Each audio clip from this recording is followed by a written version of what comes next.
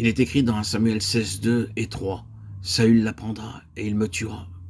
Et l'Éternel dit, je te ferai connaître ce que tu dois faire, et tu oindras pour moi celui que je te dirai. Il y a ici une raison pour laquelle Dieu voulait Samuel. Celui qui a été oint de Dieu devait être trouvé. Bien que Samuel voulut, selon la sagesse humaine, donner une autre chance à Saül, Dieu refusa. Dieu a besoin de ceux qu'il a appelés et préparés pour un service particulier.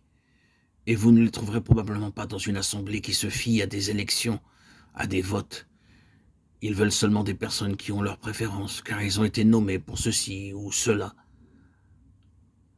Samuel fit ce que l'Éternel avait dit, et il alla à Bethléem. Les anciens de la ville accoururent effrayés au-devant de lui et dirent, « Ton arrivée annonce-t-elle quelque chose d'heureux » 1 Samuel 16, 4. Pourquoi les anciens tremblaient-ils à l'arrivée de Samuel? Il ne venait pas avec une épée ou un bâton.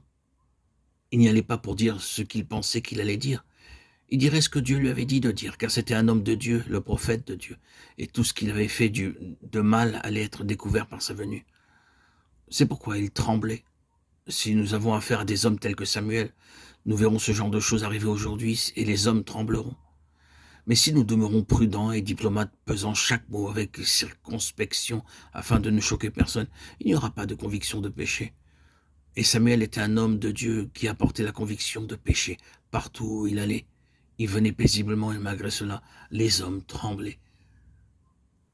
Regardons plus loin au verset 6 et 7 du même chapitre où nous est montré le principe divin du choix des chefs.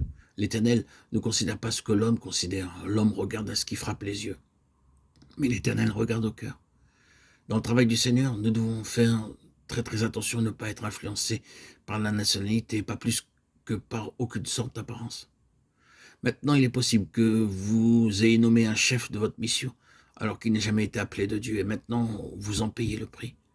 Vous pouvez avoir dit, c'est un homme très bon, un homme qualifié, faisons-en notre chef, prédicateur ou co-ouvrier.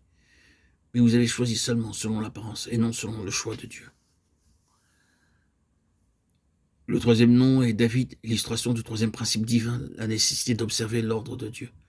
Dans 1 Samuel 16, 12 à 14, bien que l'Éternel se soit séparé de Saül, nous voyons que Dieu lui permit d'être encore roi pour un temps afin que David puisse être convenablement préparé.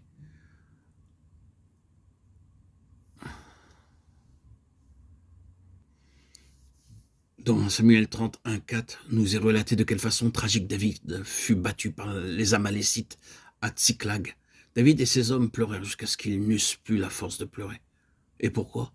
Parce que leurs épouses et leurs enfants avaient été emmenés captifs et que leurs maisons et leurs biens avaient été brûlés. Ah, quelle grande perte! Maintenant, c'est généralement le fait des femmes de pleurer. Elles pleurent sur le bord de la route, dans le bus, dans le train, partout. Mais un homme ne pleure pas. Si un homme pleurait sur le bord de la route, cela paraîtrait étrange. Ici, nous voyons que David et tous ses hommes pleuraient. Ceci montre qu'il y avait une très grande perte à recouvrer. Et cette perte était la conséquence de la propre faute de David. Il avait omis de consulter Dieu avant de rejoindre l'armée des Philistins.